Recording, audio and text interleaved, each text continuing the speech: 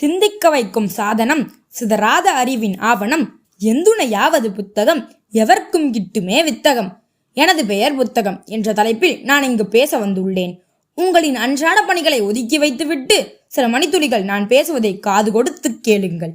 நண்பர்களே, நீங்கள் என்றைக்கு இம்மண்ணில் பிறந்து விட்டீர்களோ அன்றே இறப்பு என்பது உறுதியாகிவிடும். ஆனால் இந்த மண்ணில் இறப்பு என்ற ஒன்றே இல்லாத ஒரு படைப்பு நான் மட்டும்தான். தலைமுறைகளை கடந்தும் தலைமை பொறுப்பை ஏற்க உங்களை தகுதிப்படுத்தும் ஆற்றல் எனக்கு உண்டு. நான் காலத்தால் அழியாத காவியம். ஜாதி சமயம் எனக்கு தெரியாது. சமத்துவத்தை நான் விரும்புவேன். கடல், நாடு, கண்டம் கடந்தும் பாஸ்போர்ட் விசா எதுவும் இன்றி பயணிக்க எனக்கு உரிமையுண்டு. அனைத்து மொழிகளிலும் என் அவதாரம் இருக்கும். நீங்கள் வாழ வழிகாட்டுவேன். வசந்தத்தை சுட்டி காட்டுவேன். வையத்தை காத்து நிற்பேன். நண்பர்களே, நான் ஓலைச்சுவடியில் ஆரம்பித்து காகிதத்தால் கட்டமைக்கப்பட்டு இன்று இணையத்திலும் இணைந்துள்ளேன். என்னுள் இல்லாத எதுவுமே இல்லை என்பது நிதர்சனம். நீங்கள் எது கேட்டாலும் அது என்னிடத்தில் இருக்கும். வெற்றி, தோல்வி, ஏற்றம், இரக்கம், இப்படிப்பட்ட நிகழ்வுகளை சுற்றியே மனித சமூகத்தின் வாழ்வியல் நகர்ந்து கொண்டிருக்கிறது. உங்களின் அனைத்து பிரச்சனைகளுக்கும் என்னிடத்தில் மட்டுமே தீர்வு உண்டு. வெற்றி பெற்றவன் என்னை வாசித்து பழகியிருப்பான். தோல்வியடைந்தவன் என்னை வாசிக்க மறந்திருப்பான். வெற்றியை நோக்கி ஓடிக்கொண்டிருப்பவன் என்னை தேடிக்கொண்டிருப்பான். நான் ஒரு கோவில். எனது கருவறை பக்கங்கள் எப்பொழுதும் திறந்தே இருக்கும். என்னை தொட்டு வணங்கிக் கொள்பவர்கள் யாரும் கெட்டுப் போவதில்லை. வாழ்க்கை என்பது வசந்தம் மட்டுமே இருக்கும் பூந்தோட்டம் அல்ல. அங்கே கல்லும் இருக்கும், முள்ளும் இருக்கும். ஏளனம் அதிகம் இருக்கும். ஏனென்று கேட்க யாரும் இருக்க மாட்டார்கள். வறுமையும் ஏழ்மையும் உனக்கு வழிவிடாமல் பிடித்து வைத்திருக்கும். எதிலும் நீ எப்படி வெளியேறுகிறாய் என்பதில் தான் உன் வெற்றி இருக்கிறது.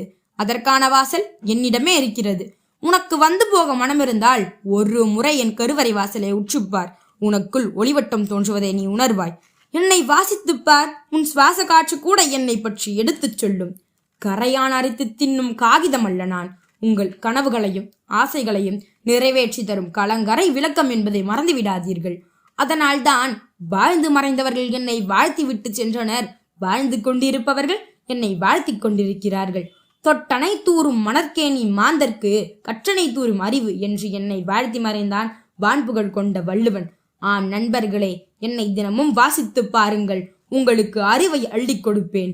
இலக்கிய மேதல் ஷேக்ஸ்பியர் பிறந்த தினத்தை எனது பெயர் தாங்கிய உலக புத்தக தினமாக யுனெஸ்கோவால் அங்கீகரிக்கப்பட்டேன். சிக்மண்ட் ஃப்ராய்ட் எனும் உளவியலறிஞர் உடலுக்கு எப்படி உடற்பயிற்சியோ அதுபோல் மனதுக்கு பயிற்சி புத்தக வாசிப்பு என்று எனது பெருமையை உலகிற்கே எடுத்து கூறி சென்றிருக்கிறார். ஒரு குழந்தைக்கு நீங்கள் வாங்கித்தரும் மிகச்சிறந்த பரிசு புத்தகம் என்றார் வின்சென்ட் சர்ச்சில். அறிஞர் அண்ணாவோ புற்றுநோயால் சிகிச்சை பெற்ற போது தான் படித்த புத்தகங்களில் இன்னும் சில பக்கங்கள் மீதம் இருப்பதால் அறுவை சிகிச்சையை கூட தாமதமாக்கினார். 1 கோடி கிடைத்தால் என்ன செய்வீர்கள் என்று கேட்டபோது நான் ஒரு நூலகம் கட்டுவேன் என்று கூறினார் காந்தியடிகள். சவப்பெட்டியின் மேல் மாலைகளுக்கும் பூக்களுக்கும் பதிலாக புத்தகங்களை வைக்க கேட்டுக்கொண்டார் ஜவஹர்லால் நேரு. தலை உணர்ந்து என்னை வாசியுங்கள். தலை நிமிர்ந்து உங்களை வாழ வைப்பேன்.